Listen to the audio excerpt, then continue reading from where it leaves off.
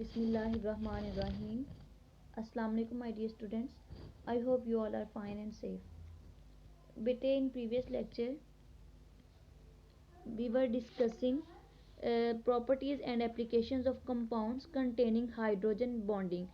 Beta, in previous lecture we have discussed two properties, thermodynamic properties of covalent hydrides and solubility of hydrogen bonded molecules. So today we are going to learn about the structure of ice. बेटे आज हमने जो है वो structure of ice को जो है वो डिस्कस करना है, ठीक है बेटा। The molecules of water have tetrahedral structure.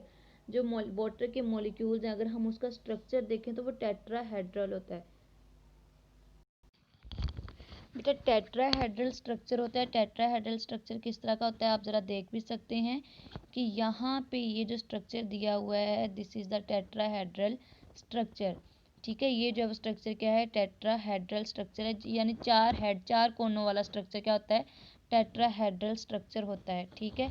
जिसके चार कोने होते हैं, tetra mean four, hedral mean four head, जिसके चार कोने होते हैं, ऐसे स्ट्रक्चर को हम टेट्राहेड्रल स्ट्रक्चर कहते हैं।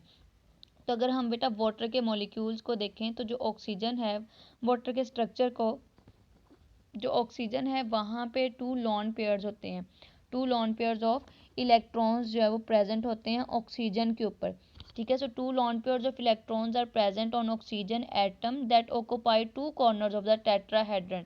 टेट्राहेड्रन चार कोनों वाली जो स्ट्रक्चर को कहते हैं। सो जो दो लॉन पेयर होते हैं वो ऑक्सीजन के, उन्होंने जो है वो टेट्राहेड्रन के चार कोने जो है वो, उनमें से दो कोने जो है वो ऑक्सीजन के लॉन पेयर ने जो है वो लिए हुए होते हैं, और जो बाकी दो कॉर्नर्स होते हैं वो हाइड्रोजन जो है वो उसके साथ ऑक्सीजन के साथ अटैच होती है।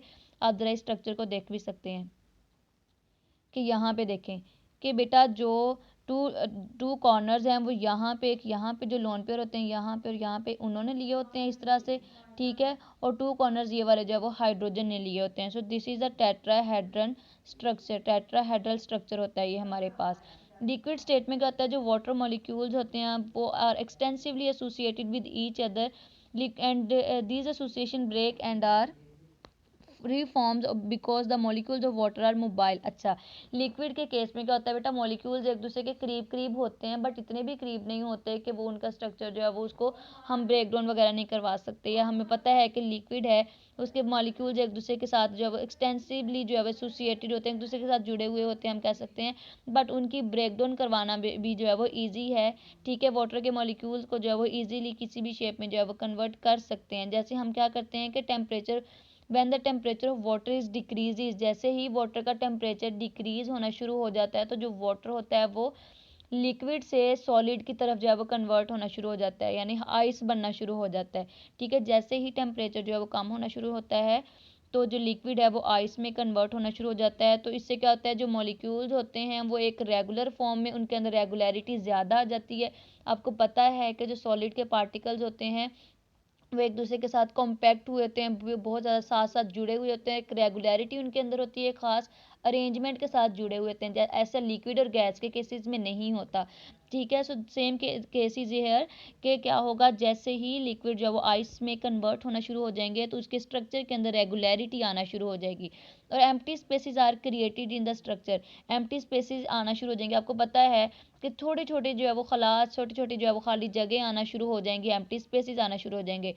अब ये जो एम्प्टी स्पेसेस होती हैं ये क्या करती हैं, जब इनके दरमियान खाली जगह आना शुरू हो जाती हैं तो जो लिक्विड जो होती है आइस, उसकी डेंसिटी क्या हो जाती है, कम हो जाती है। आइस जो है वो लेस डेंस हो जाती है। आइस के लेस डेंस होने की वजह से क्या होता है कि आइस जो है वो उनके अंदर एज़ कम्पेयर टू लिक्विड उनके अंदर 9% जो है वो एम्प्टी स्पेसेस ज़्यादा आ जाती हैं, जिसकी वजह से वाटर की निस्बत जो है वो आइस की डेंसिटी कम हो जाती है, और यही रीज़न है कि आइस जो है वो वाटर की सरफेस के ऊपर फ्लोट करती है, ठीक है। क्यों फ्लोट करती है बेटा, कि वाटर जो है वो जब फ्रीज तो उसके अंदर 9% मोर स्पेसिस आ जाती हैं, और वो स्पेसिस क्या करती हैं, डिक्रीज कर देती हैं डेंसिटी को। So the result is that कि ice floats on the water. This is the most important short question, why ice float on the surface of the water. This is the most most most important short question. And structure of ice तो बेटा बहुत ज़्यादा important long question है, ठीक है। The structure of ice is just like a diamond, हम कह सकते हैं, because each of the atom of carbon is diamond in the centre of tetrahedron like the oxygen. जैसे डायमंड का स्ट्रक्चर एक सख्त सा स्ट्रक्चर होता है, इसी तरह से क्या होता है, जो ऑक्सीजन होता है वो वाटर मॉलिक्यूल में एज अ डायमंड का काम करता है।